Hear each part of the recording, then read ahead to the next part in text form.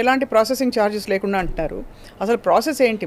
అంటే ఒక యూనివర్సిటీలో చేరాలి యూకేలో అంటే మాస్టర్స్ ప్రోగ్రామ్కి. మీరు రైట్ క్వశ్చన్ అడిగారు. యాక్చువల్గా అబ్రాడ్ అనగానే లాట్ ఆఫ్ ఎగ్జామ్స్ రాయాలనే అదే అవును ఒక ఇది ఉంటుందన్నమాట జనరల్గా.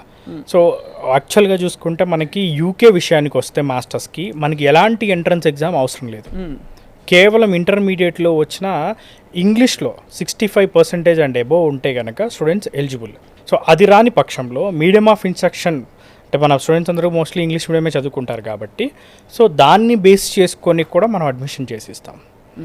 అండ్ దీనికి మనకి మొత్తం కావాల్సిన అప్లికేషన్ కానీ ఈవెన్ ఎస్ఓపీస్ కానివ్వండి, ఈవెన్ మనకి రెజ్యూమీ బిల్డింగ్లో కానివ్వండి, మనం మొత్తం చేసిచ్చి మనం అప్లికేషన్ అప్లై చేసి వితిన్ 1 to 2 days మనం అడ్మిషన్ చేయడం జరుగుతుంది. అండ్ మన వీసోస్ తరపున ప్రతి స్టూడెంట్కి గ్యారెంటెడ్ స్కాలర్షిప్ని కూడా మనం అందిస్తాం. ఓహో, సో బేసిక్గా మీరు ఈ మాస్టర్స్ ప్రోగ్రామ్ అంటే డిగ్రీ తర్వాత అయ్యేది కాబట్టి 15 years ఎడ్యుకేషన్ సరిపోతుందా?